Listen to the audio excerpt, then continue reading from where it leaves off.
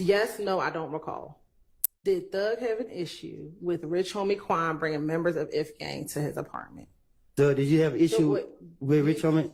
I'm asking you for what you told the police. I'm not a lawyer, but day 121 of the YSL RICO trial was the redirect of Woody, and honestly, it was just more of the same. So I'm just gonna play some of the highlights from today. The only thing we talked about was the fact that you did not want to be in Fayette County Jail, and you wanted a court date so you can get out of jail. I think I'm more talking to Miss Love, and you was just because I just remember you just kept standing there and you trying to act like somebody in the hood.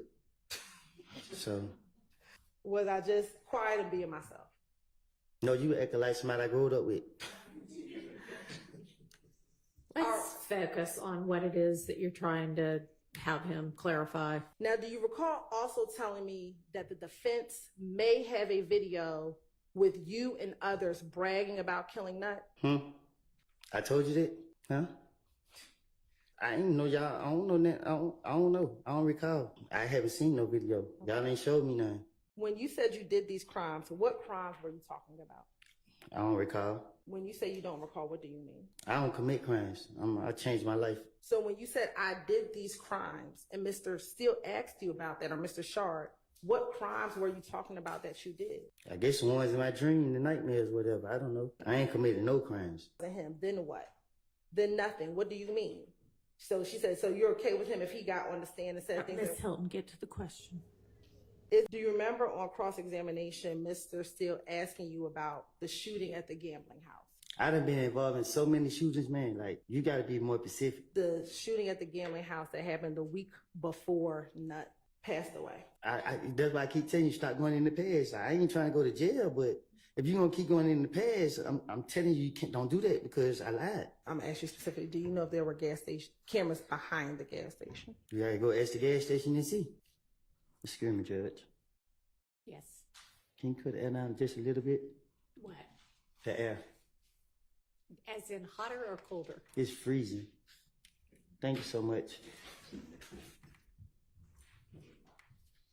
If you're trying to finesse them to get out of jail, why not say Thug was bragging about the murder? Who brags about the murder? Okay. Because I'm talking to Gaither and Dennis. Like, I've been dealing with them for a long time. I know they're a long way from stupid. Why not tell them that Thug was driving the car? Because think about this. This man, the multi-millionaire superstar. If I go in the police station and be like, yeah, Thug was a getaway driver in the killing of a Nut, they gonna look at me like I'm stupid. But he rented the car, didn't he? And why would you rent a car to commit a murder in?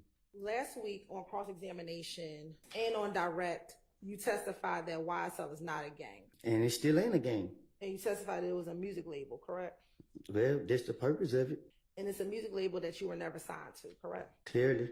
Okay. I'm pretty sure I know you're not you're not in the streets, but you keep sticking on this gang stuff, and I don't know how much it's gonna take to convince you that when you're a gang, you can't be 2-3 different gangs or sets of members. Like, you can't be YSL, the gang in your voice, and be a blood.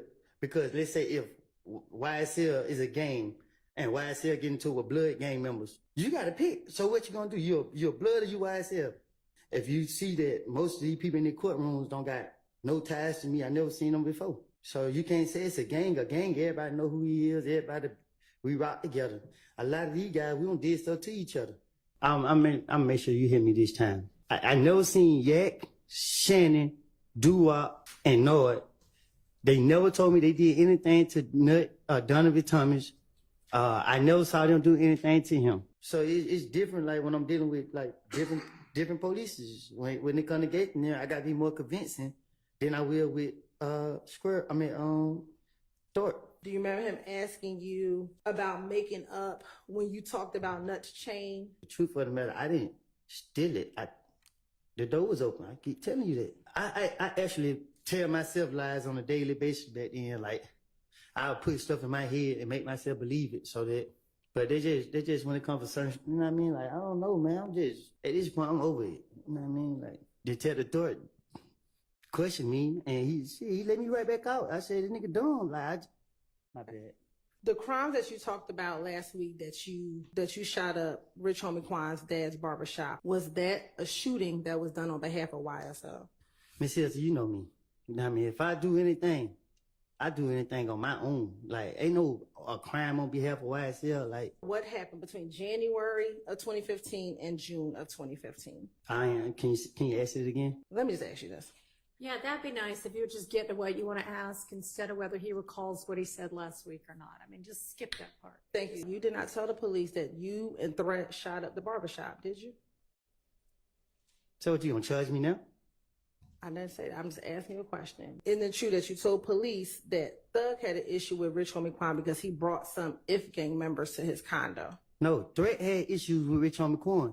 I didn't ask about Threat. Thug was protecting Rich Homie Quan. So I'm asking you a specific question. I had an issue with Rich Homie through Threat. And about my partner, whatever he with, I'm with. They don't have nothing to do with YSL. I still don't think I heard an answer. Yes, no, I don't recall. Did Thug have an issue with Rich Homie Quan bringing members of IF gang to his apartment? Thug, did you have an issue with Rich Homie? I'm asking you for what you told the police.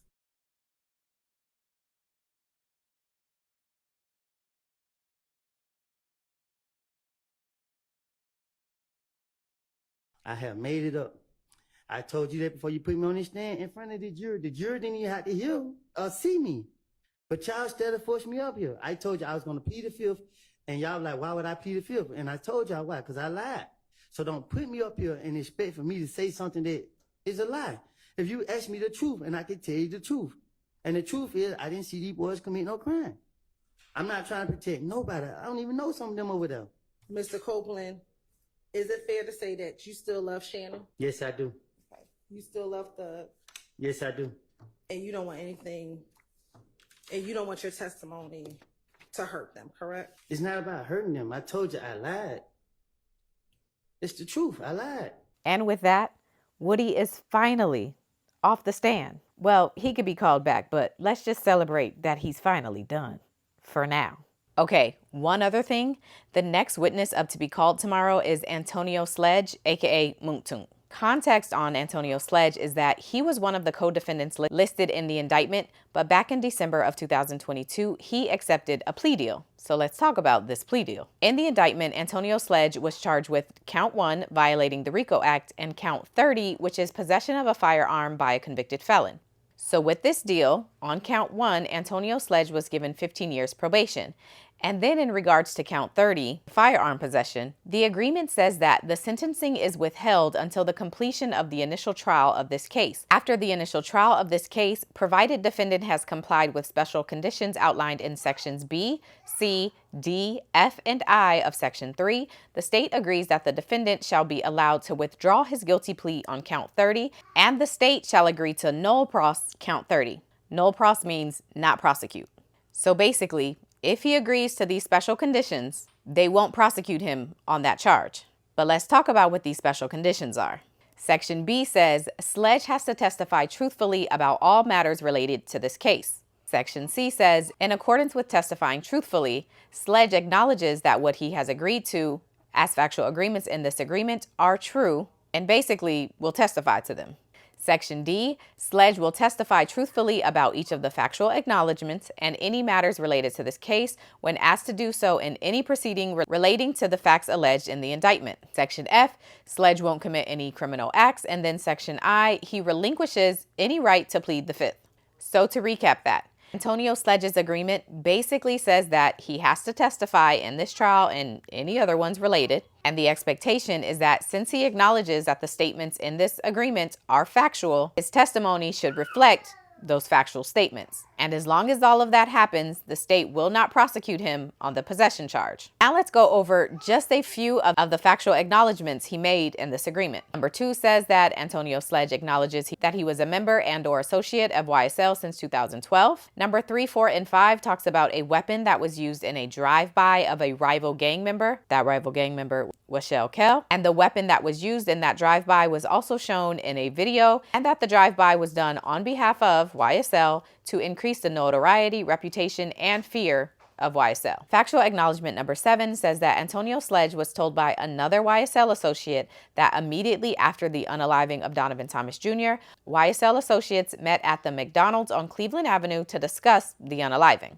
Acknowledgement number 8 says that Antonio Sledge acknowledges knowing personally that one or more associates committed the unaliving of Donovan Thomas on behalf of YSL. Number 9 says that Antonio Sledge acknowledges that Jeffrey Williams gave him and other YSL associates cash money to lay low after the death of Donovan Thomas. And then number 13 says that Antonio Sledge acknowledges that he cannot truthfully assert that the persons charged in this indictment with the unaliving of Donovan Thomas Jr.